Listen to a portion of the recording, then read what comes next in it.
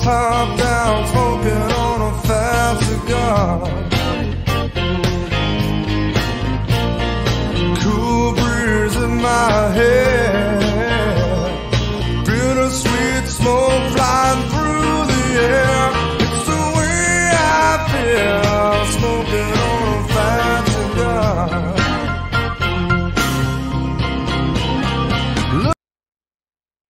I'm pretty sure. Hey everybody, this is Pastor Padron. That's Jeff Pitchell's Fat Cigar you've been listening to, and that means it's time for Not Just Blowing Smoke. We're coming at you live from Twin Smoke Shop Studio headquarters in Hooksett, New Hampshire. Hooksett. Be sure to listen to us on Podbean, Spotify, iTunes, Google, basically wherever you get your podcast from. I'm Pastor Padron. I'm here with my co-hosts, Paul, Nick, and Dave. We've got Bree here from the 724 Lounge, glug, glug, glug.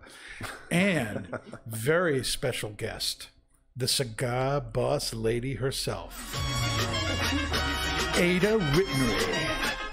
How we doing, Aida? Hi, we're doing amazing. Hi, guys. Hi, everyone. I'm already ready to dance. Oh, that's awesome. Now, let's move this like that and start talking to that. Yep. Now, we are going to be starting off smoking tonight with the Baka Genji by Romacraft. It's named after the Baka people of Cameroon, who are a semi-nomadic group of hunter-gatherers who live in northern Gabon, the northern regions of the Republic of the Congo. And this is a Cameroon wrapper cigar. The binder and filler are undisclosed. Really? They're kind of keeping that secret. And they do, Romacraft releases 1,000 boxes of each size once a year. So nice. This one here is, I'm going to say it's a Grand Corona kind of size. Correct. It is a 5 3/4 by 46 ring gauge. And Bree, what are we drinking with this here? Baka. Yes, so we are drinking our Corazon from the 724 Lounge. This is our special select barrel that we just recently picked and released. As you guys have probably had our Heredera, which is our most popular tequila at the lounge. But if you would like to try a different tequila, we now have the Corazon, and it's going to be quite a bit smoother. The Heredera has a little bit more of a spice, a little bit more vanilla to it.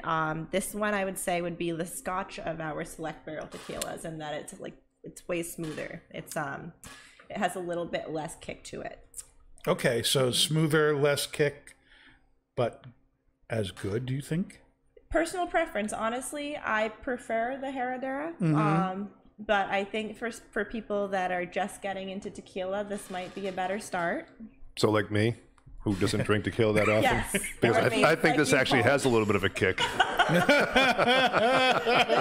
has like a warming kick, you know, like a warming kick. The pepper notes right off the bat got me, and then some. So I'm like, but it's good. It's not a bad thing. It's a good thing because you get that nice sweetness in the back, but the pepper notes are right up front. And I like that. So. Oh yeah. And it does not have any of those old tequila flavors that we grew up on, if you know what I mean. The Jose Cuervos of the world. Jose Cuervo. I used to drink that stuff straight, man. You used to drink that by the handle. I'm sure you did. I did a long time ago. That was my choice of drink. That a long time ago. And wine. Oh yes, I used to be huge wino. Yep. Huge. Drink it by the bottle. Yep. Wine and tequila. Wine and tequila. That's and it. Football. And football. I used Wine, tequila, and football. Absolutely. Those are my three vices back in the day. How many of those are vices today? Still? One. Tequila. Tequila. Yeah. The wine, not so much. No. But I drink everything now. not so much of the wine, but tequila, everything. When you say you drink everything, yeah, what you mean is you have very wide and varied tastes, or do you mean you drink everything? Yeah, I drink everything. Okay, tequilas. Gins now that we had. Remember that gin that we had, that purple gin? That was delicious. That's a remarkable gin. The Empress. Yes. Yeah. 1908. Is that what it was? Am I so. remembering right? I think so. I think you're right. But Empress 1908. Dabbling in gin. We still have some at home. I still do too. That is a great gin. Getting all around. Getting it all around. Very good. All right. Well, while we're smoking the cigar and getting into the pairing here, we should take the time and get to know the cigar boss lady here. We're so glad you're with us. This is awesome. Thank you so much for inviting me. I'm extremely excited and honored. I'm here. All right. It is. All right. Now, don't be nervous or nothing, because we don't bite. I know, we're friends. Mm-hmm. We're friends. Now, first question. I mean, introduce yourself. Tell us a little about yourself. You grew up in Massachusetts, right? Right here in New England? I did. For some of you that don't know, my name is Aida Ritnery. Ritnery, it's not my last name, it's my middle name. Mm-hmm. It was given to me because of my two sisters. One is named Rita, and the other one is Rosaneri. So I am Dominican. I'm from the Dominican Republic, and we try to combine names. So there is Ritnery, Aida Ritnery. Yes, I grew up in Massachusetts. I'm from Lawrence, Massachusetts. I am as well. You are too? Yeah, I grew up in South. I grew up in the north. Yes, you did. Wow. The north of North versus South, people. North versus South. Here we go. So yeah, I've been here for many years. My parents came from the Dominican Republic. They were very involved in what brought your parents here?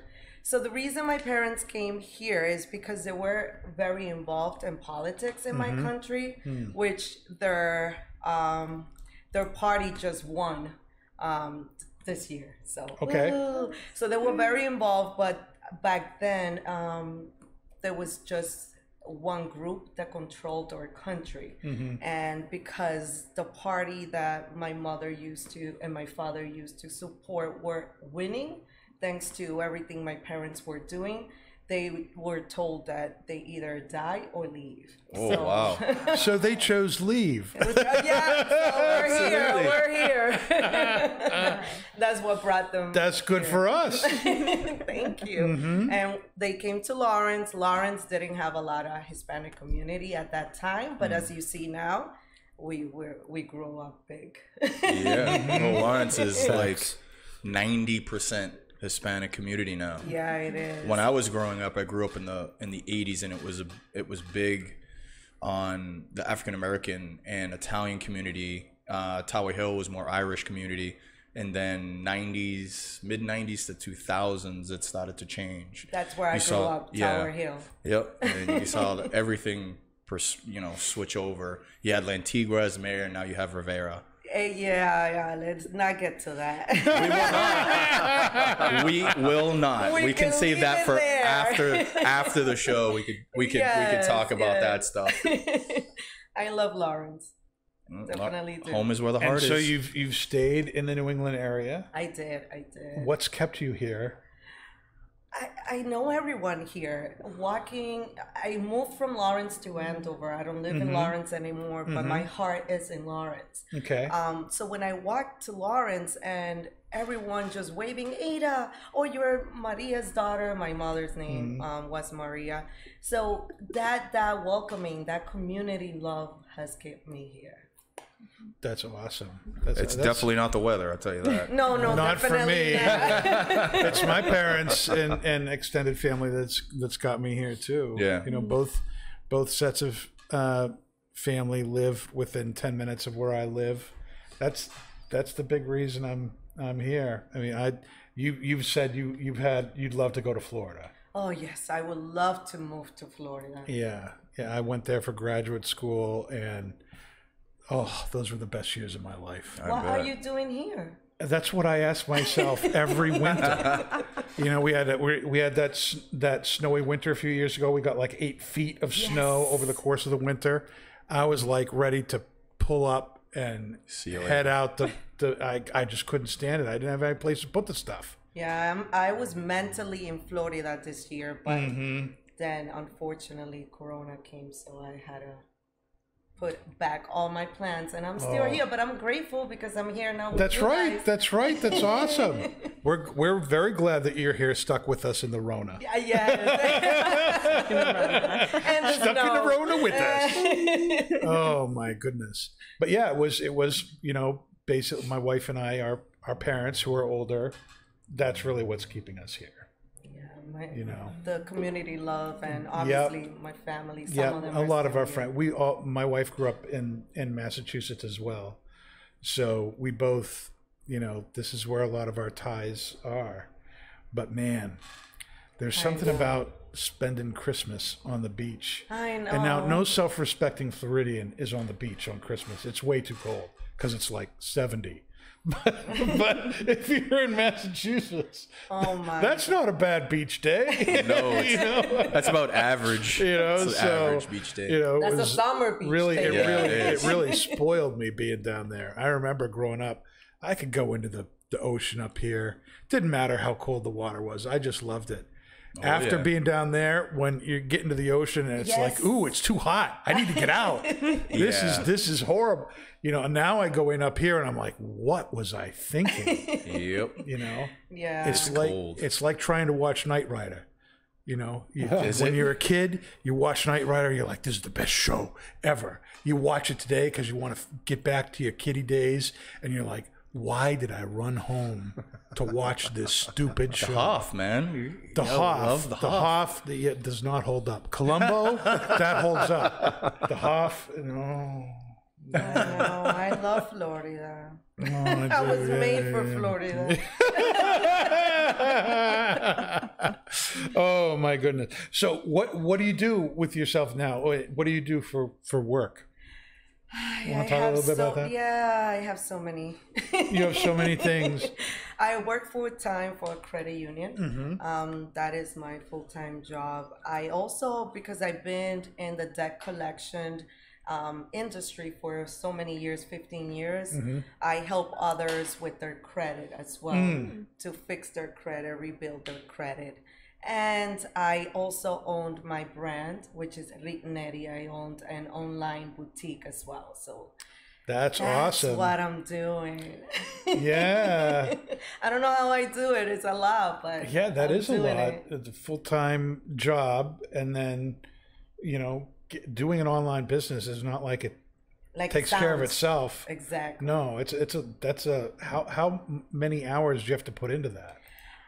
You do have to put a lot of time, but because I have a full time, so what I do is after my work, then I dedicate some time to the business. I have no free time. Sometimes I'm going to bed like at 1 or 2 to wake up at 6. So. Oh my goodness. How much sleep do you need to stay yourself? Me? Yeah. A whole day. Well, that's really hard then. I know. I wish, but no, I can't. Now, are you by yourself at home? You got? Yes. I have my daughter, and it's just me and my daughter's head of household. Yeah. How old is your daughter? She's 14. 14. Yes, wow. A teenager. That's a lot of responsibility right there. You have no idea. But she's good, thank God. So far, she's good. Yeah. Okay. So far, you never know, but so far she's good. I got 14, 16, and 18-year-old girls at home. Wow, so you know what I'm saying. Yeah, yeah. I do live in the estrogen palace. It's not a joke. It's a real thing. It's a very scary place. I have my own room. You know, 1 week out of the month, I'm really hiding. There you go. Calls me up. Nick, can I stay at your house tonight? Just for a few days, I swear. Do you have any extra alcohol in there? I do, and an extra bed. More tequila. Yeah, more tequila. Yeah. Oh my goodness. I got it all, Danny. Come on over, buddy. So you've got a lot going on in your life. You're doing a lot. And, what are some of the challenges you have keeping all that going? Staying true to, your job that's paying the bills, and then putting everything into, the dream, with Ritnery and everything. And then there's Cigar Boss Lady, and then there's being a mom, and then you have to find time for yourself. I mean, how are you, what are some of the challenges with keeping all those balls in the air? Time to manage time. But I notice that everything I do, there's one component that is on each of them, which is passion. If you don't have passion and love to what you do, nothing of all those things will be, going forward. So I dedicate my time to my job because I really, really love who I work for. Right. Our CEO is amazing. So just knowing that we have the same view, that we want to help people, that we're not just in the business for the money, that keeps me going and working for them. Helping others with their credit, knowing that I'm helping them to get their house, their dream, because they have a credit, that keeps me going. And obviously my own dream to become one day the only source of income, my business. So that also keeps me going because of my daughter. So everything that I do, what's in there is passion and love, especially cigars. So cigar is my relaxation, my everything to relax, all of that I do. That's certainly one of the big reasons I love cigars, and it's one of the things that I think is and I've shared it on the show before. When you help somebody pick out a cigar, or a pipe or pipe tobacco, whatever it is, you're helping somebody basically find time for themselves. Yes. And to create, you're creating the beginning of somebody's, taking a break and carving time out to sit, to relax, to think, to have, time with friends, whatever it may be. But you're helping somebody find that time to recharge. Yes. However they decide to do it. And to me, that's a really cool thing. It is. It is amazing to help others. Yeah. It is. Yep. Now, how has all of this COVID stuff affected your business? We've heard how it affected your vacation. Not vacation. I was going to move to Florida. You were going to move to Florida? You were going to move? I was going to move. Thank God COVID happened, or this never would have happened. I know, right? Oh, my gosh. Thank you, COVID. Well, COVID has affected, but at the same time, it has, I don't want to say a blessing because other people have suffered, but it has been bad and good in my life. How so? The bad part is obviously I lost clients on my business. Shipping was taking forever. People lost interest because it was taking so long. So obviously sales went down when I just started a business. I just started. And knowing that I was increasing sale and then just boom again to zero, it is challenging. I also personally stopped doing marketing because, like I said, I'm in the business for people, and I know that a lot of people were suffering financially. Right. So I didn't want to do marketing and put it out there like, here, I'll spend on my store, and then they're going through hard times. So I stopped that. The good part about COVID in my life is that I used to, even though I work a lot now, I do it at home. And my daughter is also remote in school. So before I didn't see my daughter, I used to get out of my house probably at 7 in the morning and get back at 11 p.m. Because I was doing obviously my job, then after my job networking and a lot of other things. So I was having that difficulty not giving my daughter the time. So due to COVID, my work found a way to get me remote, which I've been asking them for years, and they always say they couldn't. They never could until COVID came. They found the reason to get me home in a second. So ever since, I've been home with my daughter, and that's been a awesome. blessing. Yeah, that's been very cool. So, how did you get into cigar smoking in the first place? You have no time at all, ever. So how did this ever come about? I always liked cigars. I Always. I don't know why. I don't know if my great grandfather used to smoke, and I had the smell in me, because I like the way smell. I love the way men look smoking. They look so elegant, and I always loved that. And I always had that interest in cigar, which I did smoke before, but I had a big gap between them, between every smoke. Like a year, I would smoke now, and in 2 years I would try another one. Okay. But I didn't know what I was doing. I was just blowing smoke. So you were just blowing smoke. All right. So I didn't just want to blow smoke. And a friend of mine gifted me a cigar. And when he did, he explained to me what a cigar is, the culture, the art, the passion behind it, how long it takes, how to light it up, how to cut it. And all that process was intimidating, yes, but it was amazing. It was amazing. So that's when I started to smoke more regularly. And that's how I'm here. That's awesome. All right, let's take a little, break here to talk about the cigar that we're smoking here. Bree, what are your thoughts on the pairing and the cigar so far, the Baca Genji? So, as I'd said before, when I first tried this tequila, it didn't really have as much presence as I had hoped, which was why I had said I enjoyed the Herradura more.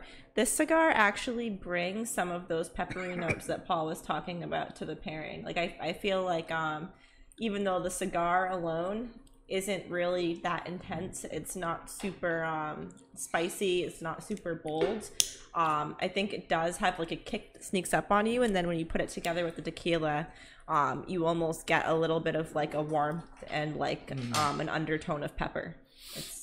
So I'm enjoying it. Paul?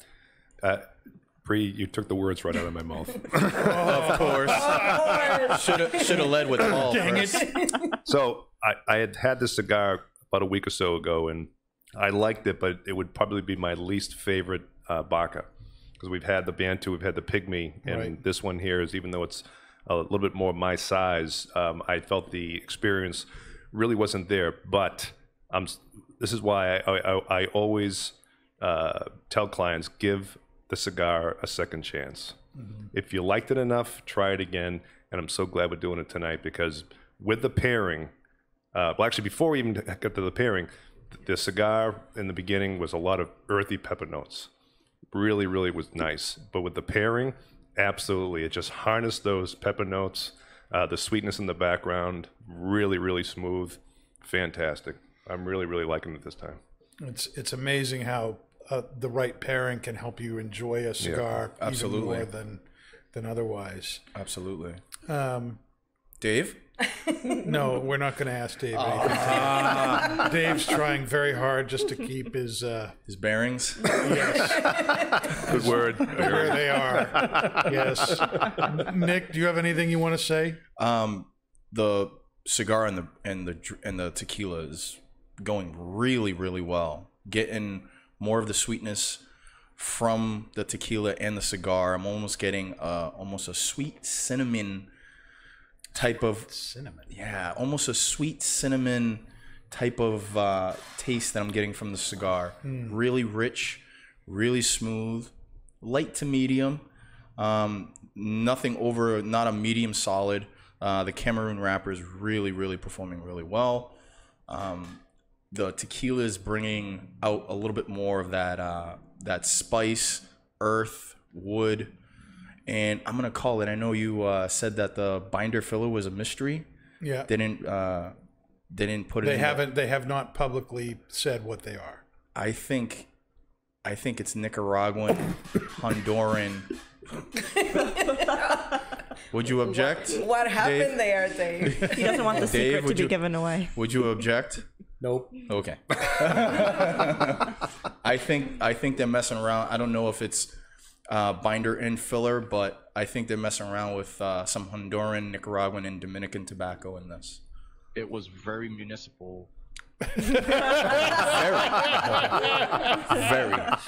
Very Townish. Very townish. Going to town. Going to town. This cigar's But going that's to town. if they ever do release it. I think that's what they're dealing with the binder and the filler. I think it's a little Nicaraguan, Honduran, and Dominican in there. All right. Well, Skip, if you're out there, feel free to chime in and let us know Some whether Nick 724 is for close to the country mark blend or not. inspired.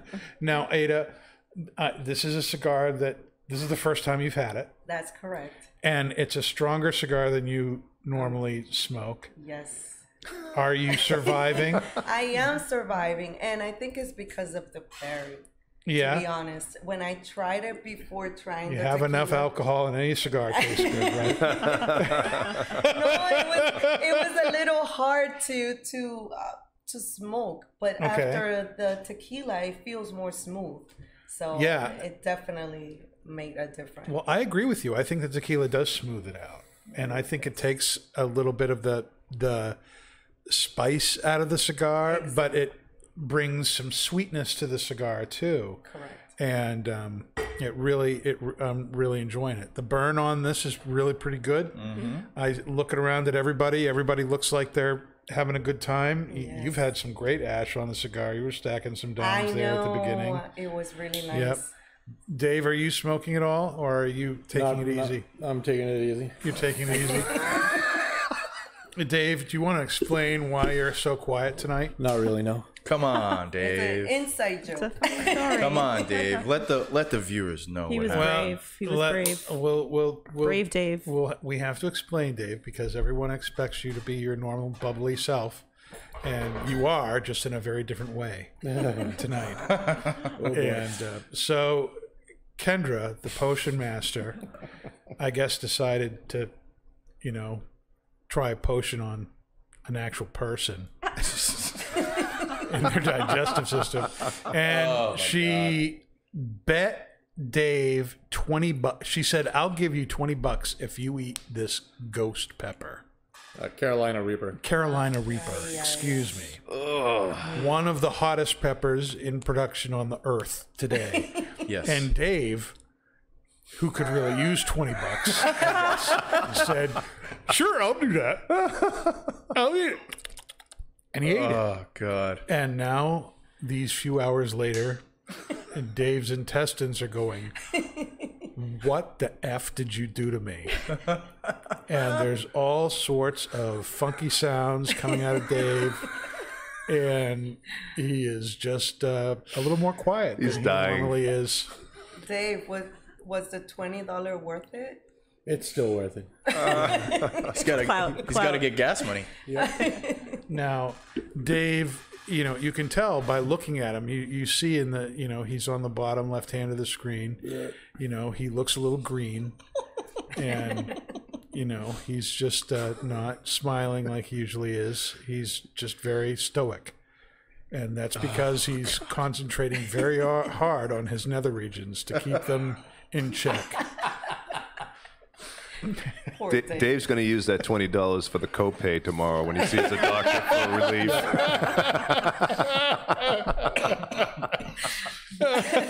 I thought I was going to use it for the bacon bar, but he said I'm going to go to the doctor. If I wake up, If you wake up. If you He's gonna need it for the charcoal drink at the hospital. That's what he's gonna need it for. So Ada, what do you enjoy about smoking cigars? How does this help you relax, enjoy? It's got to be something that you do to enjoy, because you don't have time to do anything that doesn't bring you happiness. You know, you're way too busy as a single mom and all these businesses you're doing together. Exactly. So what do you like? What do you get out of smoking a cigar? Relaxation, meditation, creation. Because when I smoke a cigar, I'm with myself. It's my only time that I have alone and with myself. So I put a really slow music, not salsa. Not salsa. And I enjoy just thinking. It just allow me to think and to recreate and recharge and relax. It's like a celebration with myself. Are you able to smoke at your house? Outside. Outside, yes. yeah. Yeah. You have a porch or something that you're able to? That's cool. Yeah. In the winter, I kind of sneak a little bit in, but that's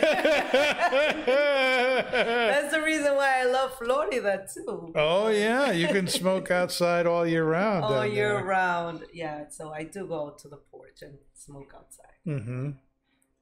That's very good. Now, okay, I'm not going to go there.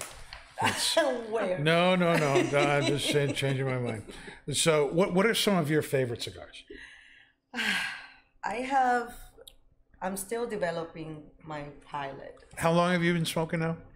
So when the person that showed me how to smoke was 3 years ago. Okay. But smoking more and more regularly since I opened my account, which is almost 9 months ago. Okay. So I'm still learning and developing and all of So that. Cigar Boss Lady has been around for 9 months?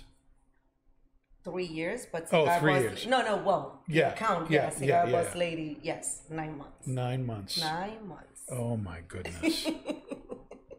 All right. Almost a year. Almost a year. She's still wet behind the ears. Yeah. What are some of your favorite cigars? So I love the Connecticut wrapper because it's mild, it's sweet. It's so one of the favorite cigars that I have is because they're mild. Is La Jolla. I also, even though it's not a Connecticut wrapper, I also enjoy Atabey. Okay, the Atabays. Yeah, they're mild. They're good. wonderful. They're amazing. Yes. But I learned to smoke soda with vinegar, and I still stick with them because I feel they were my pioneers. Yep. So those are some of the favorites. Some of your favorite cigars. Okay. Let's see. How did you come up with the Cigar Boss Lady moniker? How did that happen? Where did that come from? I was thinking really hard. Smoking a nice Connecticut cigar. Yes. What do I call myself? I was with Remarkable Lise. I don't know if you guys follow her. Who? Remarkable Lise. Remarkable Lise? Yes, I don't know that I love do. Her. She's I'm going to have to. You have to look her up. So I was with her, but I was really thinking her. And while I was with her, I said, I want to open a page. That's when I opened it. It was at an event with her. I said, I want to open a page because my personal page, I used to upload cigars, but I wanted to make a page just for my passion for the cigars. And I said, I love fashion. Some people call me diva, but I don't want a name that sounds like I'm too up there, like I'm better than anybody else, because I'm not. We're all the same. So, but I have a strong personality. What do you think if I go with something like boss? And she said, oh, that would be perfect. So that's when Cigar Boss Lady was born. It's because of my strong personality. So not so much because you're the owner of your own business and you're like the boss, so more as a reflection of your own. More a reflection of my personality. Your personality. Of my own. Yeah, because I don't consider myself a boss as to owning a business. My business is more like a leadership. I want other people to understand that they can do it as well. If I'm doing it, I'm single, I have my daughter, and I'm doing all these things and I can do it, and also English is my second language, you can do it too. So that's exactly why I did also my business. It's not, so boss is not more, it's not because I'm the boss. No, I'm a leader. Right. 'Cause you're not bossy either. You're not bossy. I am. Are you bossy? In a You don't relationship, yes. Oh. With friends, We haven't gotten to that point yet, I guess. With friends, no. In a relationship, I am. I'm a little bossy. You're a Yeah, I little like to control. How do you like to control people? That is. That'd be Next question. episode behind the scenes, not just won't smoke episode. We need we need a couple more shots of tequila for that one. You're like Nick's wife, go out and build that coop, and then put a bed out there for yourself. 'Cause you're sleeping with the chickens. We have to. We're gonna be building an extension, about another 15-foot extension to the coop. Yeah, you got some new chicks, right? You We got some do. new chickens. We are up to 15 birds. 15 now. 15. Do you have any birds. Polish chickens? No. No, we don't have any Polish chickens. Yeah, that's a real kind of chicken. Okay. It's Polish chicken. Yeah. And they have this fro. Oh, they do? They have a fro of feathers, a feather throw A feather fro. that comes down over their eyes. Oh, I know which ones you're talking about. They look like they're punks. Nice. They look like punk little chickens. Maybe next year. And we had a Polish chicken once. Hawk got it. But Yeah, that's an issue in New England. it's what happens when you can't see nothing because you got feathers all over your face. That's true as well. See the turkeys give off warning signals when the hawk is in the area. Yep. And they all run into the coop when the hawk's in the area. Do they use sign language? What kind of warning signal did they give? They just squawk really loud. Squawk? Have you never watched Chicken Run? I've watched Chicken Run. They squawk really loud, and our male turkey puffs up, and they all get behind him and run right into the coop. So this brings up the question coming after Thanksgiving when the turkeys are no longer around. What's going to happen to the chickens then? Well, I'm probably gonna have to watch them. I'll be outside for a few hours and then bring them Outside back. It goes with in that the coop. Yeah. That's Full dark. time in That's the why, coop. Full time in the coop. That's why we're building the extension. I'm gonna have electricity, cable. cable. The internet's gonna be out there. I'm gonna have build a Wi-Fi router out there. And Yep. the whole 9 yards, man. Wow. Turned into the cigar coop. Not to be confused with With cigar coop. exactly. Oh my gosh. Oh, the claymation ideas we could come up with for that. Oh god. Oh my gosh. So now, what is the goal behind your Instagram page and your business? Your big passion, your big drive is helping people Yes. and empowering people Yes. and encouraging people Yes. to move on and move up and go after their dreams. How do you see the Cigar Boss Lady Instagram? You got 7,000 something followers. Yes, I'm so You have to. grateful. I've been doing the whole Instagram thing for, well, I guess it's been about 5 years, and I'm closing in on 2,000. 9 months, 7,000 people. Now I know, like I said before the show, I'm not as pretty to look at as you. I get that. I don't expect to be 7,000, but that's so impressive, and obviously it's working. And you don't just post yourself smoking a cigar, and you're not doing these really overt. They're very classy pictures you put up, you. and they're always positive statements that you have that go along with this. How do you see this working, and have you had any examples maybe of seeing how it's helped people? Yes. A few followers DM me saying, thank you for the message you put today. It really helped me. I was going through a hard time, but your message gave me another hope. So I see that showing my story, because I do quotes when Yes. I do a lot of quotes, but I also write my own. So I also put messages out there of my own, of things that I have overcome through the years, because I've been through a lot. I lost my parents. I lost both of them. My mother passed away due to cancer, and my father passed away through Alzheimer's. So I lost them both, and when I had a big family, and when I lost them all, the huge family became just my daughter and I. So that was really hard for me, and to overcome that, I had to look at life completely different, completely positive, and that's how I was able to get over that. So that's when I said, you know, if this helped me, if positive message helped me, why not help other people by what you went through? So that's how my goal of Cigar Boss Lady is. It's not just obviously my passion, which is the cigars, obviously. Sure. But it's more putting out there the positive message that you can do it if I did it, that I am here if you want to talk to me. I had some followers that I don't even know personally, but I see they're not posting as often.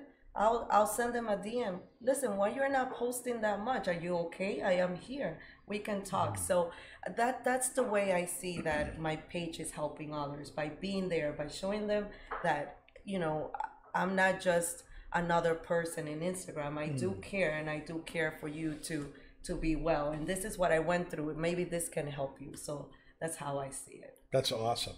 Thank That's you. That's very, very cool. Thank you. Now, what advice would you give for people who want to become a social media influencer? I mean, you're at that point where, you know, you post something, you know, it gets, you know, copied to a lot of other people's sites. A lot of people, you know, like things, comment and stuff like that. You know, I know that there's a lot of people out there who, you know, are looking to do that kind of thing for themselves, for their business. What kind of advice would you give people who want to be doing that themselves? To be exactly that, themselves. You have to be yourself. You can't just be on Instagram for a like or a personality that is not you. You have to have what I said in the beginning, passion. You have to have passion of what you do. So what I will tell them is to follow their passion and to be themselves, because it's okay. It's okay. That was She speak in your language. That too. Tell me that tequila is not some of the best tequila you've had. It is. I said it. Amazing tequila. The vanilla finish on it is amazing. It is. Actually a different tequila. It's the Avion 44. It is. And so I added. Oh, you added it too. Yeah, because I was trying to say, like, but I didn't want to rush you through your last sip. Oh no, you can stop it. We're live. I was like. And a shout out to Talia for providing this for us. Yes. Thank you, Talia. Tequila Talia. Tequila Talia. And Thank you, Talia. That one would have wanted. can we cheers? Yes. Yes. Cheers. Here's to swimming with bow-legged women. Oh, here we go. There we go. Cheers. I thought this was going to And be for good. not just blowing smoke. Nope, we're drinking too. Yes. Yes, we are. It's real. It's not water. Talking positive. Oh, Dave, my I've spared goodness. you from this one. Don't worry. All right. Thank you. Now, last question before we get to the final thoughts on the cigar here. One of the things we do on the show is called Pastor Padron's Cigar Confessions, in which I talk about cigar etiquette or something like that. And normally it's in the avenue of, you know, here's something I like that, you know, about cigar smoking, or here's something I see people doing that I wish they didn't. You know, it's like the confessional. You know, you're talking about what you know, how can you enjoy your cigar better? Well, stop doing this. This will really help you a lot. Pet peeves or something like that. So, what would be like your cigar pet peeve, or you're wicked positive? Yes. Let's keep it positive with your whole thing. So you go all less brown positive.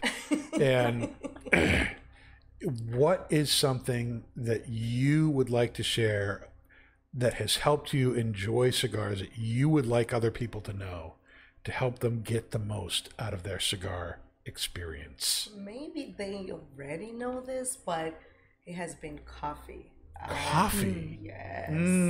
I enjoy it so much with coffee, black coffee. Me too. I noticed that when I do have it with milk or anything else, it's not as enjoyable.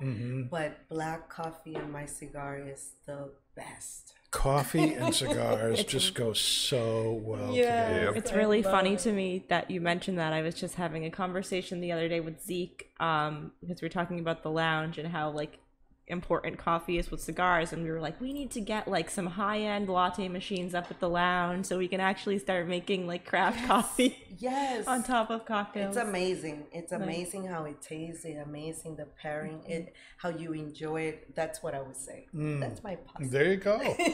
So you were saying that you really love Connecticut wrap cigars, and I absolutely love them in the morning with a black cup of coffee. That's my favorite thing Maybe to have. that's why I enjoy them, because I do like Connecticut, and that's what I smoke. Yeah, it goes really, really well It's together. amazing. Yeah, like Roma Craft Intemperance Brotherly Kindness. Oh yes. In the morning with a cup of coffee. Yes, coffee. That's really good. Oh, vitamin N and vitamin C caffeine at the same time. That's just wonderful. All right, we're coming to the end of our first segment here.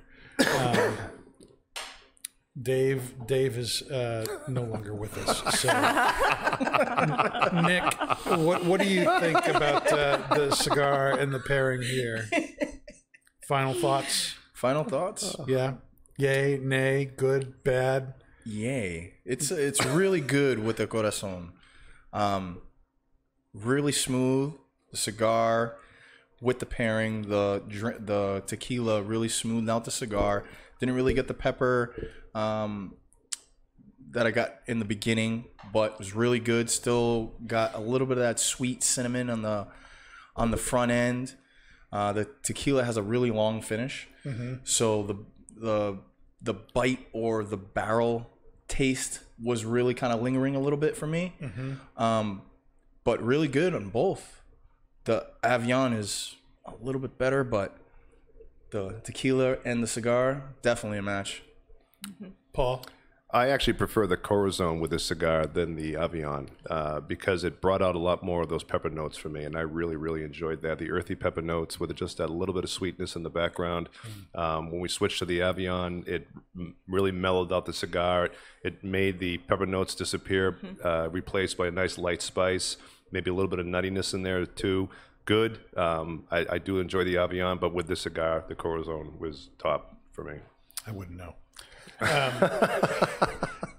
Aida, what do you think about the cigar and the pairing? Which was the first and what was the second? The first was the Corazon. The Corazon was the I first. love the Corazon more than the second. Okay. Yeah, it was more relaxing. It was more sweet. It was. Okay. It made the cigar taste better for me, for my palate. So I like the first one. The Corazon. How do you like the cigar?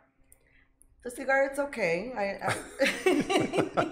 I liked it, but definitely the Corazon made it better. Yeah. Yep. Bree, what about yourself? I have to agree with every single one of you. I think that the Corazon was a better pairing for the cigar. I think that the Avion, while it's good, it brought out more of that like wood and that like mild sweetness, which I think is a more generic kind of palate that you can get from a lot of different cigars and a lot of different bourbons even. So I think that the first pairing was more unique, and that the Avion with this cigar, they kind of blend together too much and kind of make it a pretty generic experience. Yeah, I'd agree. I think the other tequila would go much better with this. I like the cigar a lot. It's very good. I think that the construction on it is just spot on. Everybody's burn's been great, and looks like everybody's been enjoying it. I wish they did more than 1,000 boxes a year. I wish we were able to get more. We're already pretty much out, Yep. right? Yep. With the allotment that we got. So there's a few left, people. Get them while you can, because they won't be back until next fall. All right. With Corazon. With Corazon. Smoke it with Corazon. Yep. From 724. Yep. We'll be right back after this short break with our second half of the show, when we're going to be doing the Balkan Sobrani. Don't go anywhere. We'll be right back. All right, everybody. Welcome back. Thanks for hanging in there with us. And for the second half of our show, we are smoking something very special. We are smoking the Balkan Sobrani. Balkan Sobrani. It is a very, very old pipe tobacco here. Let me read a little bit about this from tobaccoreviews.com. It says, Balkan Sobrani, the original smoking mixture, is one of the most legendary Latakia-based blends in history, dating back to around the 1920s. That means this blend has been around for about 100 years. Nice. That is pretty stinking amazing. This is a combination of wonderful Virginias, excellent Orientals, and enough Latakia for a robust and flavorful mixture. The balance of tobaccos gives the smoker a sweet and smoky experience with a finish unlike anything else. The aroma is so bright that it has an incense-like scent that will thrill the senses.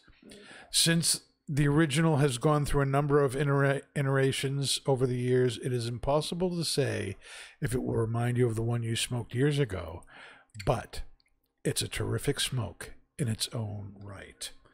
Currently, the Balkan Sobrani is manufactured by J.F. Dremain and Son. It is a Balkan blend, Latakia, Orientals, and Virginia. It's a ribbon cut tobacco. And Bree, what are we drinking with this? So, many of you have probably heard of Evan Williams. It's one of, I think, your most popular liquor store go-to shelf whiskeys. This particular Evan Williams is the 2012 single barrel vintage, which I have not personally tried. So it should be interesting. I think that Evan Williams is one of those companies that, like I said, a lot of people will view as your generic go-to whiskey, but they do have a variety of different products that are ranging, from generic shelf to pretty unique, to kind of like an offshoot of what their original flavor and goal is. Yeah, Evan Williams is. Now, many of you may or may not have heard of J.F. Dremain and Sons, but a lot of you know one of the brands that they produce, which is Esoterica. Ooh, yeah. These are the guys that produce the Esoterica blends of pipe tobacco, some of the most popular, sought-after tobaccos on the planet. Oh, and yeah. The company dates back 200 years. They were founded in 1820. They are celebrating 200 years in continuous family-operated business this year. There are not that many independent tobacco manufacturers in Europe right now. Most of them are owned by McBaron and their family of pipe tobacco makers and Scandinavian Tobacco Group. There are really only a handful of independently owned pipe tobacco manufacturers in Europe, and this is one of them. Again, they're best known in the States for producing the Esoterica brand tobaccos, and they remain a very small, family-owned and operated company, and they have chosen to just continue to produce quality tobaccos in the historic way that they've done it for literally hundreds of years.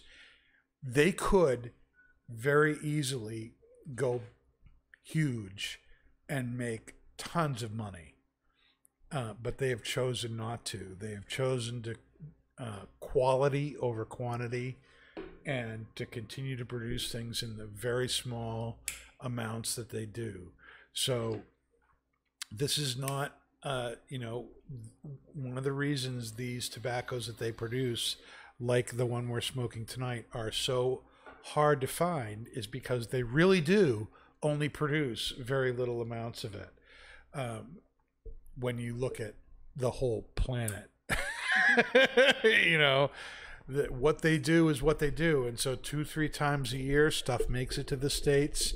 And when it comes in, you want to get as much of it as you can if you're a shop. And certainly you want to get as much of it as you can if you are a pipe smoker. And kudos to them for choosing to stick with the family known and traditional methods over going bulk, and just because they could make a killing off of this. People would buy it up just because it's them that's producing it. If you're cigar people listening to this, it'd be like making Opus a regular thing. People would buy it because it's Opus. So this is a very hard to find tobacco. It's not often in the shop. We're fortunate at Twins to have a great relationship with Arango Cigar Company, who's the sole distributor of this tobacco in the United States, and we've been able to get some. So I would like to know what their first impressions are of this tobacco here, and I'm wanting to start with Bree, who I know would appreciate a blend like this. I'm wanting to know what you think. So off the bat, before even smoking this, like Dan first opened the tin before we started, and reaching into the tin was almost like reaching into like some like rich dark soil of some sort that had just been like smoked over the coals. Like it just felt very rich. It looked very rich. It had like an intense mesquite aroma. And so far the smoking experience is like right on par with that. It's almost there's not a lot of pepper to it like I expected. I expected it to be like a little spicier, and I'm actually pleasantly surprised by that because it almost has like a sweetness underneath it. And I think that it's almost on par with the Evan Williams, which I also expected to have an extreme bite to it because it's Evan Williams, and it's actually it tastes like it's already had like an ice cube added to it to kind of mellow the flavors. So far it's very enjoyable. I would call this like a Wednesday evening pairing. It's very pleasant. And it's also, I'd say, a campfire pairing. It's like kind of something that you can see yourself sitting around in fall outside smoking near the campfire. Why a Wednesday pairing? Why not a Monday night pairing? Yeah, because I agree. Mondays are too mild for anything.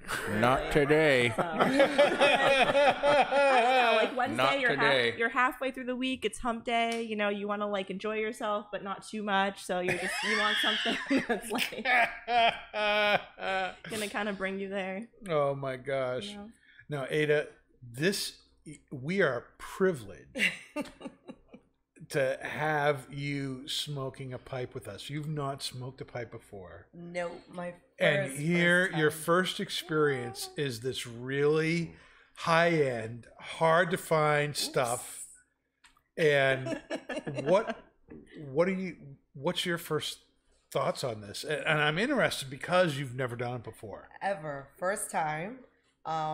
It's even amazing the way I have to light it up. When I tried it, I felt leather, as someone said, and I'm like, okay, so I haven't smoked it before, but yeah, but it's for a person that has never smoked a pipe before. Right. It's really pleasant. It's not hard to smoke it, if that makes any sense. The draw, maybe because I made it, is very smooth. I like it. Oh, good. That's awesome. Yes. Paul, what about yourself there? I get a lot of nice fruit flavors with leather on this one. A little bit of floral notes, a little bit of wood.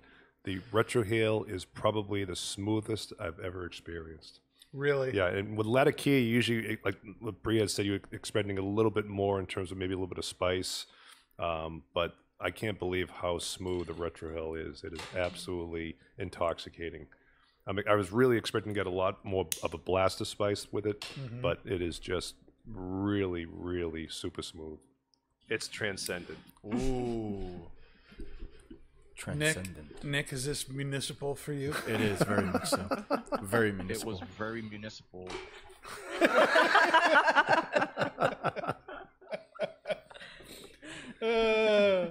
No, seriously. What are Seriously. what are you getting from this, Nick?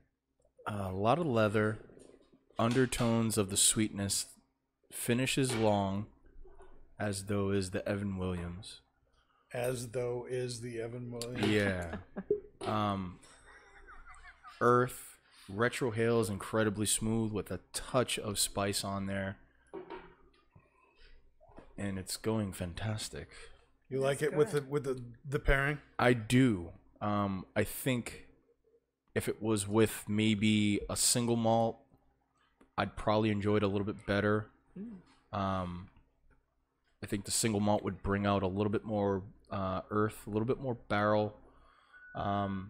But so far so good. Really nice. Got the leather notes right up front with for me it's the undertones of the sweetness. But incredibly smooth, incredibly rich. I can see it with some peat.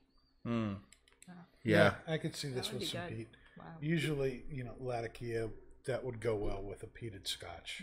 That smoky flavor in the scotch kind of would complement that. This is really like silky smooth to me. It's a very, very smooth smoke. I get a lot of those smoky, woody, leathery, savory kind of notes. Yeah. Almost like a little, like a steak saucy kind of a taste with the Latakia there, and then the Orientals kind of have that nice aroma going on, that floral note that I think Paul was talking about. Yeah. The Virginias are what bring that deep kind of almost stewed fruit kind of sweetness Yeah.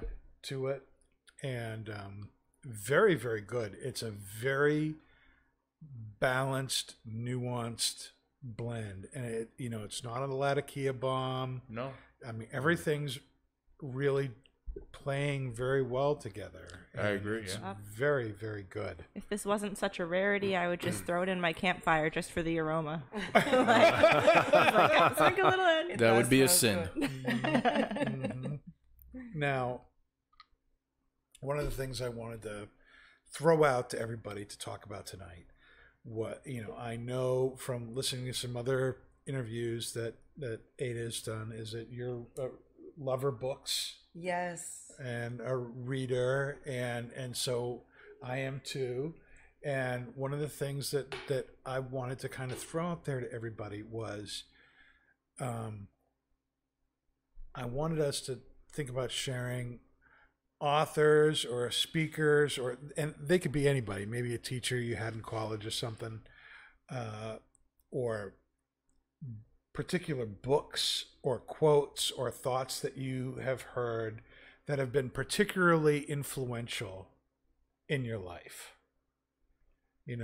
Particular quotes or books or things that people have said that have really made an impact on you that still kind of follow you years later, or maybe days later, Nick, if that helps. Like for me, one of the most influential people that I've had in my life was this guy, Charlie Tremendous Jones, and he was a really he started out in life as an insurance salesman, and he in the 1960s, when he was 40, he'd grown his business to $100 million business in the 60s. Wow. That was huge back then. And, he became an author and a motivational speaker and a person who really kind of, taught leadership and stuff like that. And he and I were able to, we met at one point and became friends. And one of the things that he was known for, he spoke all over the world. One of the things he said was, you're going to be the same person you are today 5 years from now, except for two things: the people you meet and the books you read. Wow. You be a, if you hang around thinkers, you'll be a better thinker. You hang around givers, you'll be a better giver. Hang around workers, you'll be a better worker. Hang around a bunch of thumb-sucking, complaining, griping boneheads, and you'll be a better thumb-sucking, complaining, griping bonehead. Yes. And then he'd look at me and say, Dan, considering who you are now, you'd better get reading. But I've really found that statement to be true, and it's really stuck with me. And, so what are some of the things that you've heard throughout your life? Maybe it's just somebody that you love, that you respect, or maybe it's some well-known person or an author or a teacher or something. But what are some of the things or books that you've read that have really stuck with you? You want to start with that, Ada? I can start with that. So Good. going back to what you said, my mother used to tell me that depending on the friends I have is how she would see my future. And yes. So I used to get very angry at her because some of the friends I had, she really was against it. After she passed away, definitely my life changed. So I also changed my friendship, and that's when my life changed. I had more positive friends that were going to school, that had goals, that wanted to make it. But before, most of my friends just wanted to hang out and go to the clubs. So that was the life that I had before, and this is the life I have now, thanks to friends. So going to that. But one of the quotes or a phrase, and it's from the Bible, that I always tell myself is, walk by faith, not by sight. Every time I'm going through a hard time, I always tell myself, what you're seeing, it's not the end result. Just walk by faith. That's very true. It is. So that's one of the ones that it sticks with me, and also with the friendships. Who you are around with is who you will be. And you think that it's not going to make a difference, but it does. It does. It does a lot. Yep. It's funny that you mentioned that, because one of the things that stuck with me was, I think it was my very first day of college. This professor, Dr. Carroll, and he was the world history prof at the college I went to.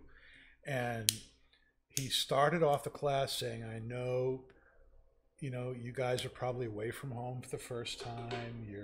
You're out from under your parents. Let me tell you something. You're only going to be as successful as your friends. Yes. So pick your friends very carefully. And for whatever reason, that scared the bejeebers out of me. Good. And, I found that to be very true, that who you spend your time with, who you choose to associate with and listen to makes a huge difference. And that was I'm glad I heard that, early on in my college experience, because I took that to heart at first out of fear, but then because I realized I think there was a lot of truth to that. And so I totally agree with, I heard with it your own late. experience. I heard it late, but I heard it. That's what matters. You heard it. You can always go up. Exactly. Yep. Bree, what about yourself? There's a lot. I mean, it's so funny because I relate to the same thing with my mom being growing up, always I don't want you around those people, and it was Mom, I'm my own person. But I think one thing that is very true in adult life, that's been reiterated many times, and even I remember a couple of years back I went to a leadership seminar, and the speaker was saying, surround yourself with successful people and you will be successful, and it's absolutely true. I feel like that also ties into a lot of the other stuff I read into. I'm a psychology major, so I'm reading a lot of the theories. I'm very into Jungian and Freudian psychology. the power of your subconscious mind and the things that you expose yourself to and tell yourself every day. So I'm all about the positive psychology quotes and, you know, the things that tell you to, you know, cut back on the negativity in your life, not in a way that's, you know, unrealistic, but I think one thing that also stood out to me from when I was very, very young, and we had a speaker come to talk at our school that has literally molded what I chose to do and who I am today, was a man came in and he said, do what you love and you'll never work a day in your life. Yes. And from that moment on, as much as it scared my parents sometime, I never bothered with anything that I didn't feel was going to bring me long-term joy. And that I didn't find worth my time, passion, effort. And on top of that, you know, I also found that naturally I would not spend time around people who would, you know, drain your energy, people that would be unnecessarily negative, who would bring you in directions that were taking you away from your intended path. So I do feel that a lot of the positive psychology readings about, you know, like telling yourself that you can do things, envisioning your goals, and that things of that path have been very important and influential. And I always try to encourage my friends and people that I know to do similar things and think similarly. And peaceful life. Yes. Very cool. Happy life. Yes. Nick, do you read books? I don't know. I don't read. Have you had anyone say to you anything that you remember? Not anybody that said anything that landed or that stuck with me. Just but Chuck Norris. Just Chuck Norris and Arnold Schwarzenegger. No. But the one person that probably stands out to me is going to be my mom. Thank God you didn't say Kurt. Wow. Hey now. Wow. Yeah, exactly. Hey now. Watch him walk through the door and Dave not even realize he's there. But it would be my mom. She was a foster care mother for, 30 years. When we lived back in Lawrence, and at the time I didn't really understand the whole, you know, concept around it. It was just, you know, when I was young, it was just brothers, and for me it was, you know, new people coming in and out all the time, and didn't really understand it, you know, being in foster care and stuff like that. But, you know, kind of now as an adult looking back at it, you know, being like, wow, she really gave, you know, a lot to have the kids be in the house and her being so given and everything. And for me, it kind of rubbed off on me being so given. And I'm like that all the time now. Like since I was like 21, 22, very given, very supportive, kind of like a big brother in a way, and always there. And for me, you know, spending money where I probably shouldn't do, but I do it anyways because I'm a very given person. And not to highlight, you know, what I did earlier before the show. I won't say anything. But for me, I'm always giving. I'm always supporting. I'm always there. If you need help, I'm always there for you. And that's what I got from my mom. And she, you know, looking back in all the years that I was, you know, living with her, and she would bring in the kids and always putting food on the table and always giving people second chances. And that for me is kind of, you know, a big part of me. You know what I mean? If anybody knows me, that's how I am. I'm very giving, very loving. I don't care who you are. I never judge a book by its cover, because, you know, what Bree's going through right now, you know what I mean? It's different from her personality. She could be going through a bad day. You know, Aida could be going through something bad, but I know at their core, they're really good people. The same thing with you, Dan. You know what I mean? Just, I know you're really good people. You're having a bad day. That's okay. You know what? I'm there to support you. I'm there to love you. And that's what I got from my mom. Thank you, Nick. You're welcome. So for me, it's you know what I mean. Nothing that, you know, anybody has ever said to me. And, you know, I've had mentors and people that I looked up to and stuff like that, coaches and teachers and stuff like that. But I think the one big role model in my life that I learned a lot from is my mom. That's awesome. That's amazing. Yeah. That's a good word, Nick. Moms are important. Yes. Very much so. Tell me about it. We're all about to cry right now. Just some stuff to cut. Yeah, I know, right? Shit. I'm not one to read a lot of books, but Really? no, I read articles. I read, The news. yeah, the news. Keep on top of current events and all that. But if anyone knows me, for most of my adult life, one thing that's always been present in my life is dogs. And one of my favorite quotes is from Roger Karras, who was a speaker, author, and someone who opened up his home to many, many animals over the years. And my favorite quote from him is, "Dogs are not your whole life, but they make your lives whole." Oh, we're definitely gonna cry. So I know what to get Paul for Christmas. Another It's that dog? mug. A puppy? That mug. No, listen. That mug that says "Be the person your dog thinks you are." Yes, yes. So my girlfriend and I have had many dogs in our lives. We've had 3 golden retrievers, and they've all passed. And now we have a cute little terror corgi. He's a fun little thing, but he's really a big part of our lives. And I'm sure we'll have dogs, throughout our lives. But that quote really sticks with me, and it's true. That's a beautiful. So if you ever had a dog in your life that you really enjoy, really love, I know you do, and I know you do too, Dan, Yeah, I do and Bree, I know you do as My well. child. Yep, exactly, because we don't have kids, and son. and our animals are our kids, and so nothing against the cats, except Shout out one, to except Kendra one. Malone. But that quote has stuck with me for many years. Yeah. Sometimes I wish that my kids were as loving as the animals. Dan's got to Come up and meet zoo you, over there. greet you, and say, "Hey, how you doing?" They're always happy to see you. You walk in, and the girls, it's like, "Hey, how you doing?" "What's up, Dad?" "Go away. I'm talking to somebody. I don't want you here." Teenagers. Oh my gosh, it's just Yeah. oh my goodness. Well, we get some viewer questions, on the show. As you can imagine, a show as great as this, we got people asking things, and I've gotten 3. Admittedly, all before the show, Nice. but I've literally gotten 3 requests for a dance. Or what? They want to see you dance. Oh. They want to see the cigar lady do her thing. Oh my. Do you feel like you could do your thing? If we put some salsa music on or something, you think you boy. could get up and do your thing? Boy. Or is it like too much? Is it too much? Is maybe the first show's too much?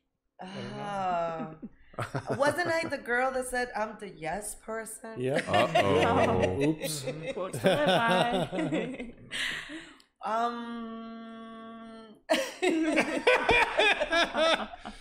All right, Heather, there you go. And you other people have asked. Yep, I asked, and there's your answer. Maybe follow the cigar lady, and maybe you'll get a dance at some time. But right now,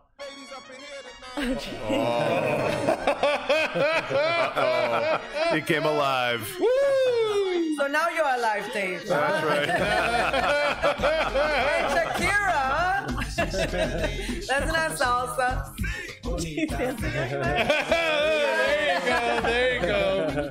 There's a little dance from the cigar boss lady herself. Thank you, Dave. You're welcome.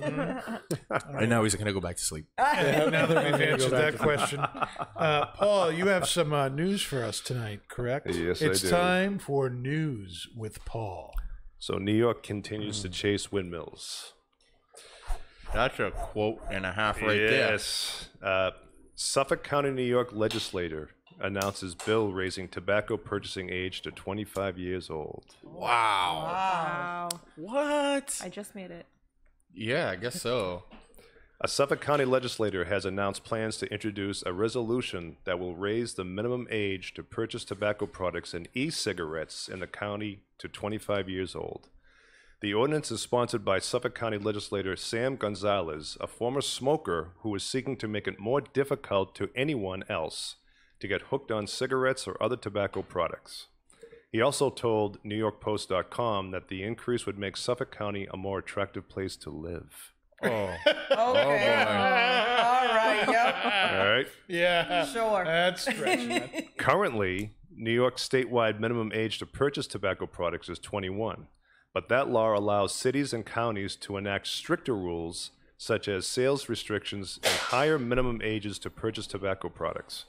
The resolution is scheduled for its formal introduction and a public hearing at the legislature's October 6th meeting. It would also increase the minimum age to identify to 30 years old from the current minimum age of 27. What?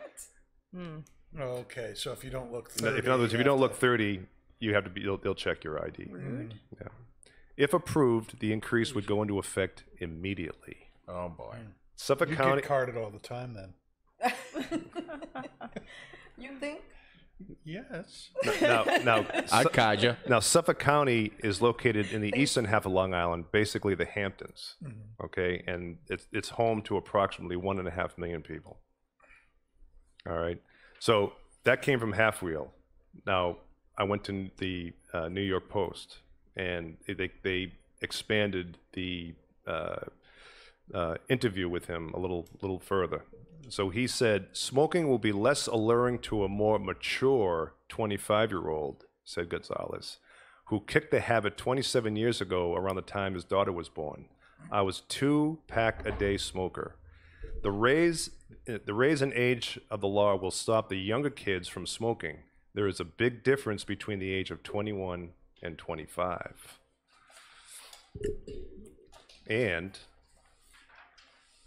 But he also pointed out the scientific study, this is interesting, that shows that the rational part, quote unquote, of the human brain is not fully developed until the age of 25.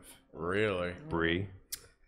So they're not wrong. They're not wrong, but there's like a I lot wasn't of there's able a to lot think of counter. rationally until a few months ago. There's a lot of counter arguments to that, because like the rational part of the human brain can mean a lot of things. Like obviously, like people have different like environmental differences, and even though like something can be true across the board in the majority of cases, there are a lot of other factors that play into it.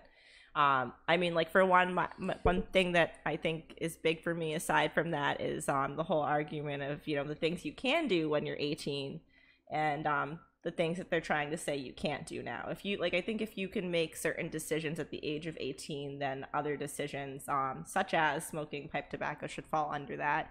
And obviously, as bad as nicotine can be for you, it's not as mind altering as some other substances. It's I think that there are ulterior motives in their notion to raise the age that severely. Well, he's saying that the smoking age should be increased in order to protect Suffolk County's young people from making such a significant decision until such time as their brains are fully developed. No. Yeah, but Hit him with the facts, Bree. Hit him with the facts. There's ulterior motives there. Yes. Yeah. but joining them, But feel joining free to them, go. in my Feel free to go learn how to operate a tank. And Yes, Correct. exactly. Yes. I wasn't going to say it. And that's where this discussion is going. Yeah.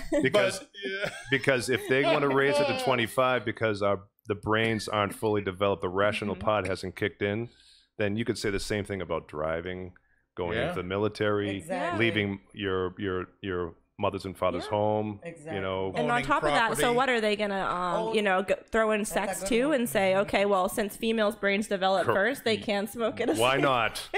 Well, sure. I mean, this is the thing, and I know, even I have. He's lost for words, ladies and Here- gentlemen. Here's the deal. Take it out. Like many of you know, the pastor and Pastor Padron is legit. And having done a lot of youth work and stuff like that in the past, I can tell you, I've met a lot of 13 and 14-year-old kids who were wicked rational and wicked mature and much more mature than 20 and 25-year-olds who were actually in charge of them. And, vice versa.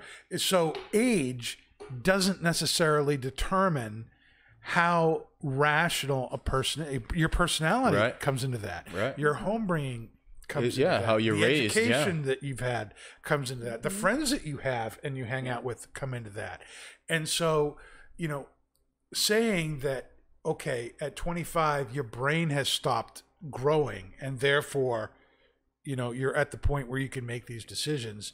Well, okay, but like Paul said, I agree. Well, if that's what you're going to say, then don't vote till you're 25.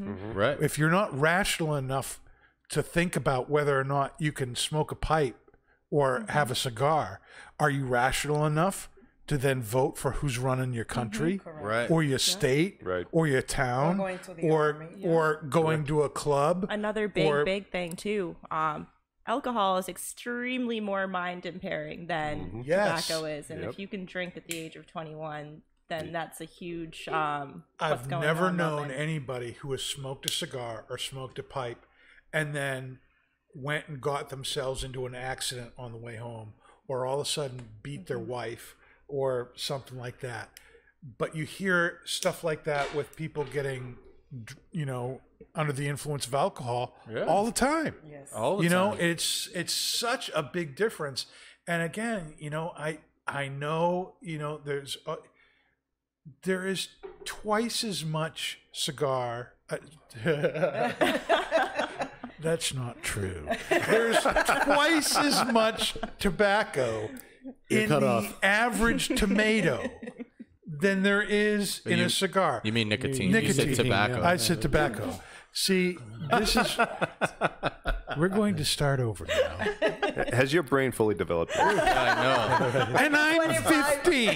If I'm not yet able to make a choice, I have a problem. There's We're not twice just as blowing much tomatoes. nicotine in the average tomato than there is in your average cigar. There's 3 times as much nicotine in an eggplant as there is in a cigar. Now, I like tomatoes. I like eggplant. Oh yeah. I don't wake up in the morning going, my gosh, I need my eggplant, or I'm never going to make it through the day. Well, you're obviously not Italian. I don't. You could have had. I don't wake up in the morning thinking, if I don't have a pipe or a cigar in the next 30 minutes, I'm not going to have a good day. I can go days or weeks without having any of it, without having any kind of, you know, there is a habitual part to this because you enjoy relaxing, you enjoy the smells, you enjoy the aromas. Yeah. I agree with that. But this isn't something where I'm like having to do it Correct. in order to make it through my day. And, you know, so to me, I don't understand what all the chemicals that are in cigarettes and with you inhaling versus just smelling or tasting is very different. Your lungs bring things into your body, into your bloodstream, hundreds and hundreds of times faster than just putting something in your mouth does. And so, you know, inhaling a cigarette, which has hundreds of other chemicals, it's not just tobacco. Right. All right. A very little amount of tobacco in there. It's a very, well, with all the other crap they put in there, you know, and smoking a cigar or pipe tobacco, which is just that, it's tobacco. You know, I mean, you might as well say, you know, don't be around a campfire, don't have a wood stove or a fireplace going, because that smoke, it's going to kill you. You know, I don't get it. Yeah. I don't agree. get it. I mean, agree. like anything, I think you can overdo it and hurt. Just Of like, course. you know, you can overdo chocolate and kill yourself. You can overdo spaghetti and hurt Water. yourself. Yeah, you can you overdo can water overdo and water. hurt yourself. Yeah, You can exactly. overdo anything and hurt yourself. So yeah, I mean, should you be smoking? I mean, should you be smoking 12 hours out of the day? No. Why not? You could overdo a Carolina Reaper pepper. I was gonna say You can overdo, you can overdo Carolina Reaper pepper, right, Dave? You can do that, you know. But come on, I mean, this is, you know, 21 is arbitrary enough. Did I say that right? Did I slur? Arbitrary. 21 is arbitrary enough. 18 you know, in my opinion, if you're old enough to own property, if you're old enough to own a business, if you're old enough to be considered an adult and move out on your own, but you're still not old enough to decide whether or not you can do certain things like have a cigar or have a pipe, I have an issue with that. And to raise it to 25 just seems like you're, I don't know. To me, that's very irrational. Yeah. To me, it's irrational. So using the rational argument, to me, that doesn't make a whole lot of sense. I feel like it plays a lot probably into like the politics of their region, because I can see almost wanting to like limit what the youth are able to do so that they create a community that's more oriented towards like a more maturely aged population, so that they're having, okay, people under this age can't participate in this, therefore they're not going to be out doing this. So I think that's like the ulterior motive behind their. But it's like anything else. There's another place that they'll be able to go get it. Yeah. So you have Suffolk County on the east side of Long Island. You have Nassau County on the western side, which is even more populated. Exactly. And all they have to do is travel 10 minutes over the border, and there they are. Or you can just order online. What's stopping from people ordering online? Twin Smoke Shop. Exactly. Right. Exactly. Exactly. Absolutely. And I had this great point, and it just went away. Just like that. What do you think about all this? You've been awfully quiet. I know. Come on. I was thinking what you were saying about mature, even with their age. My daughter is 14, and I feel she's more mature than me. And she's only 14. She's the one that can have a calendar and saying, this is what I have to do. She woke up before she was remote at 5 in the morning. I didn't have to wake her up. She knew what she needs to do. Like, she helped me with my college classes instead of me helping her. So I agree with you. Yeah. I agree in the part that there's the age does not matter for your maturity and to know what you really want and where you want to go. So I definitely agree with you. Yep. Dave, do you have anything you want to put into that? No, but Rod has a comment up there if you want to read that. Let's see. Rod says, we know most cigar smokers don't start smoking a cigar until you're 25, when you can afford to smoke a premium cigar. But it's the thin edge of the wedge. First is 25, then 30, and then The full band. Yep. No, I agree with that too. You give them an inch, they'll take a mile. Yep, exactly right. That's right, man. I didn't know whether he was talking about a wedgie or not. You know, he's from Canada, so we don't really know. Rod, you got to be more specific, brother. But yeah, I think that's very true, and you know, I think that's one of the, you know, the things we've learned about, you know, trying to tax cigars. You know, you live in Massachusetts. I live in Massachusetts. There's a 40% tax there right now on cigars. The idea of taxing tobacco was, of course, to make money, you know, and the pretense was to make money to pay for the health problems that smoking tobacco, you know, creates. The reality is none of that money actually goes to that. It goes to other things. And then it never produces the amount of money they think it will. Because, like what has been said earlier, people will go to other places. Right. And, you know, I remembered what I was going to say before, that, you know, there's been for the last, you know, 60-something years an embargo on Cuban cigars. What is the most counterfeited thing on the planet? Cuban cigars. 90% of the Cubans that are available in the market today are fake. Yeah. And you know, I was talking with a customer just the other day who's saying, how much do you think this Cohiba, you know, would cost if I got it here? I said, well, Cohibas cost around $20 a stick. Yep. In Havana.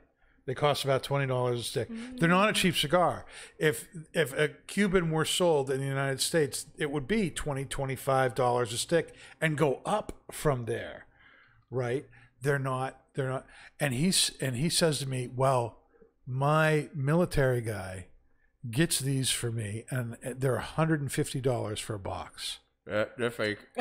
and he's like saying it like it's a point of pride, and I know from people who work at Habanos in Cuba, that's not what they charge. No I'm way. not hearing it from. I know from people who are the VPs there, Yeah. but that's not what they charge. There may be great cigars that you get that are made of Cuban tobacco from Cuba that you can get relatively cheap. But if you're talking Cohiba or Bahiki, which are their big name brands, you're talking $20, $30, $40 a stick. You're talking $400, $500, $600 a box. Exactly. Of legit stuff. And he's, and I don't want to burst his bubble. I don't want to say, look, your friend, he's been duped, baby. But I'm nodding my head, saying to myself, you've been duped, baby. If all those cigars are drawing right, you've been duped, baby. Because half the Cubans you get out of a box, and I know because I've gotten boxes of Cuban cigars, a third of them, maybe half of them, you don't know what you're getting. They don't have a quality control over there. Yeah, like they're they inconsistent. They're very inconsistent. And so is there a unique flavor of Cuban cigars? Yes. Absolutely. Are there great Cuban cigars out there? Yes. Absolutely. I'm not trying to totally, slam the Cuban cigar. They can produce great stuff. But if you're buying Cuban cigars for $5 a stick, you're not buying a Habanos Cuban cigar. No. You're not. I don't know what to tell you. Excellent marketing strategy, though. Just like putting Cuban in the name of the cigar, because people are getting novice. Oh my gosh, cigars, people, novice cigar smokers are going to be like, "Oh my god, a Cuban." I literally have had people, ask me that too.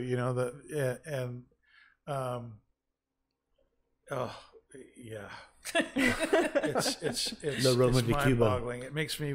I need to drink. Drink your drink. Yeah, drink your drink. Oh my goodness. Is there any more talk on this, or are we done with that topic? Let's move on. Let's move on. Next Okay. question. Move along. The next thing we're going to talk about is a would you rather question. Ooh. This is something we do every episode. I ask a would you rather question, and we're going to start with you, The guest cigar of honor. boss lady. What? Yeah. Would you rather?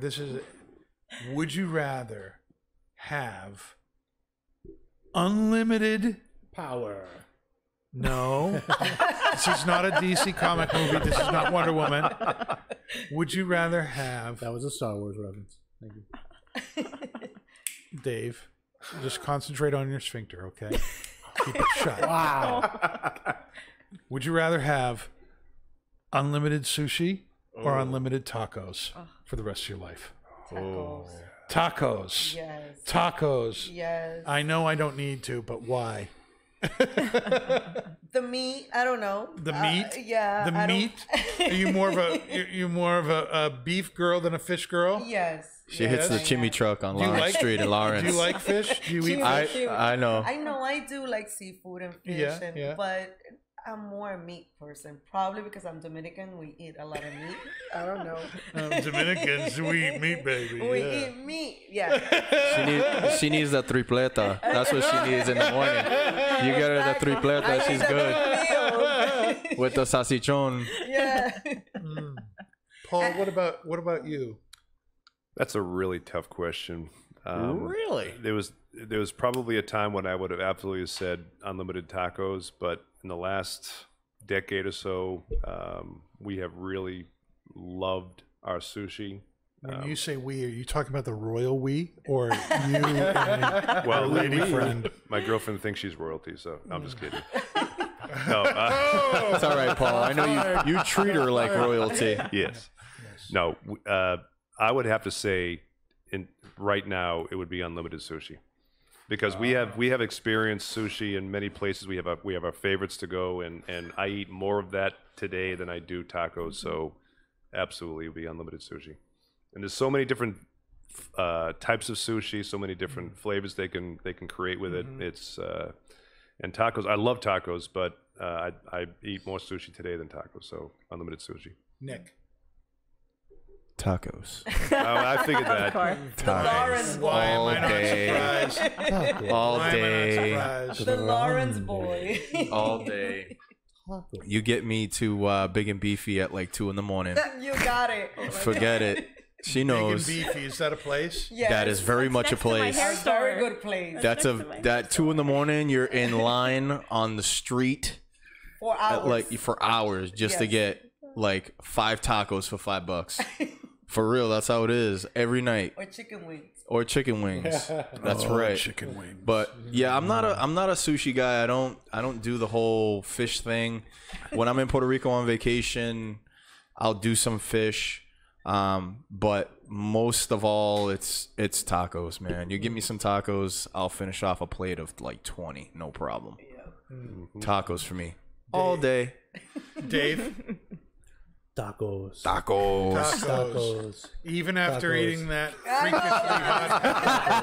I was going to say it. Tacos with ghost peppers.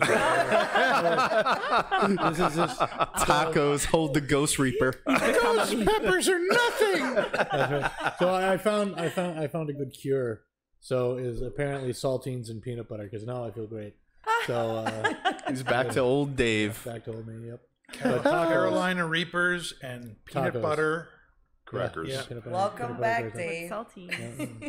Welcome back. classic stomach Welcome cure. back. Welcome back. So Mr. Kate. about 5 years ago, my We oldest didn't ask daughter. her. We didn't ask I Bree. know. Oh, right? I know. Wow. We're getting there. Bree's Wow. tacos. I got you. Bree's Don't worry about it, but I already tacos. know what she's going to say. About Tacos. 5 years Oh. ago, my oldest daughter, Maggie, did one of these Carolina Reaper things that Dave is struggling with so hard.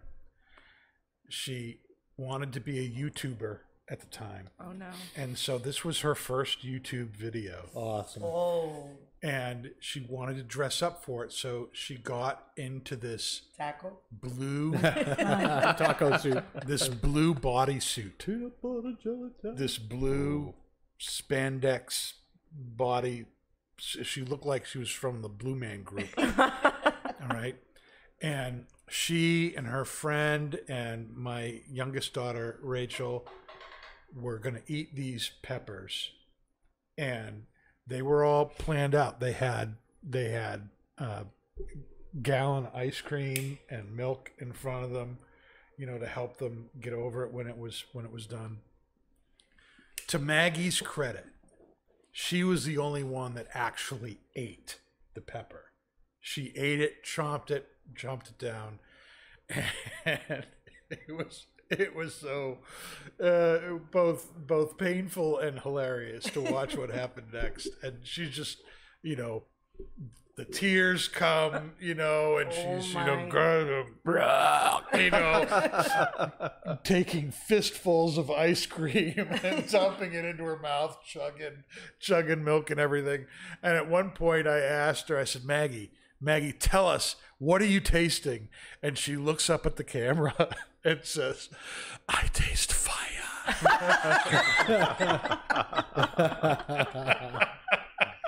It was just so priceless. Still more logical than the nutmeg challenge. Kids were doing. Oh my gosh. I taste fire. Brie, tacos or sushi for the So, rest of your life? Which would you rather somebody have? whose diet consists 80% of fish, I will have to say sushi. On top of that, because sushi is very, very expensive and it adds up. So I feel like I can satiate my taco intake with a few dollars, whereas sushi, I'll be spending my whole week's paycheck trying to satiate my needs for sushi. So sushi. Sushi. I would be sushi. Why? Tacos. End all be all. Because Tacos. sushi. Because Because sushi. I really enjoy both. There's something about wasabi, and there's something about all the different flavors and things that you get, and putting some of that soy sauce or something with it too. No. I enjoy really good sushi. It's really, really good. Let us bring you to Big and Beef and get you a taco. That raises. Quick. I want to go anyway. It raises an interesting question. We can go right now. I have They're have open. never stood in line for hours to get tacos. Never. We can go right now. Yeah. And there's probably I've stood for hours to get pizza. Yeah. Tripoli's. okay. Yes. Tripoli's. Tripoli's. Yep. Yes, Dave. It's wonderful, Dave. Yes. Dan. Thank you, Dave. Oh, Dan. Dave is back. He's back. He's back, people. He's talking again. He isn't smoking or drinking yet, but at least his tummy stopped rumbling. He's gonna fill it in the morning. Oh, yes, he is. Yeah. Yep. Oh my Not with enough goodness. saltines. That's right. That's right. I'm putting them up my butt when I get home. TMI. I'm surprised Kurt hasn't showed up yet. This is about the time he usually does True. when we're talking about stuff like this. Rod says you can't beat a bison taco. Ooh. That sounds delicious. Where do you get one of those? Bison soup. I don't know, obviously in Canada, but Oh, Canada. That's what it's all about. Hey. hey now.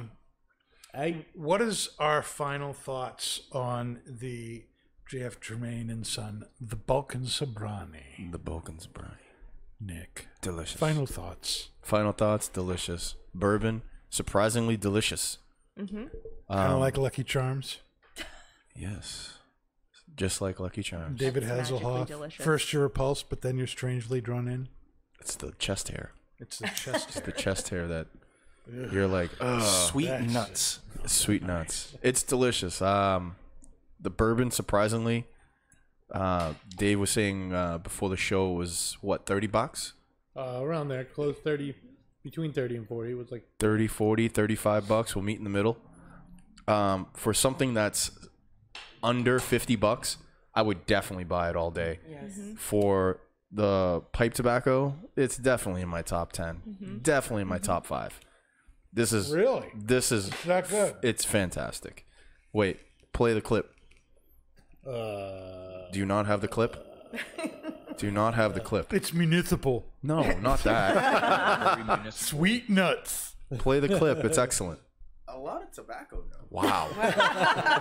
Not the clip I was asking for, but Paul, why don't you say it in real time? It's excellent. I like it. That's it right there. It's transcendent. That as well. It actually is transcendent. This tobacco is fantastic. Is probably one of my favorites so far this year. Yeah. And with the Latakia and the Virginian, they're both playing great roles together. Very smooth, wonderful fruit, leather, a little bit of wood, and the floral notes. That retrohale is probably my favorite retrohale thus far. We got to get you some Super esoterica. smooth, just a little bit of spice, but it is so intoxicating. It really, really is. We got to get him some Margate. Well, I've never had esoterica, so we're gonna have that at some point. I got some in the car. Well, we're going to have some of that next week, but we'll talk about that in a few minutes. Now, Cigar Boss Lady, you had your first pipe tonight, My first. and you did good for your first time. Thank you. Would you smoke a pipe again? Yes. After tonight? Yes. No hesitation. Would you- Nothing. No, I was gonna say that before he had. Would you smoke this tobacco again? Yes. There you go, people. Definitely. my Darth Piper Wiley Powers are starting to work on the cigar pipe. She's going to be the pipe boss lady. I was just gonna say. I see a second persona starting to grow. The seed has been planted, people. She already created a The second dark account. side is taking over. this is the way. Is there anything else you want to say about it? or your experience? Sausage roll. No, that it was. What? Oh my! Kendra makes an appearance beyond the screen. I haven't tried another one, so I can't compare. What I can say is that it was good to be my first time, so I definitely want to smoke it again. That's awesome. That's awesome. You did very good for your first time. Thank you. You did very good. Cheers. Cheers. Oh, Cheers. you're done. Cigar Boss. Yeah, we need a refill. Yeah, really. Here's to swimming with bow-legged women. Oh, that's so bad. Thank you. Bree, what did you think of this tobacco? Is it as transcendent as Paul says, or is it just okay? I was just gonna say it is transcendent. I would also put it in my top 10. Really? Honestly, yes. Because as you know, I'm a big fan of beef jerky inspired cigars and pipe tobaccos. And I'm finding that as the mesquite and the leather has tapered off, in the aroma, I'm getting a lot of a little bit of like sweet bread and fruit, and it's kind of making it another like warm fall kind of pipe tobacco, which is typically like my favorite type.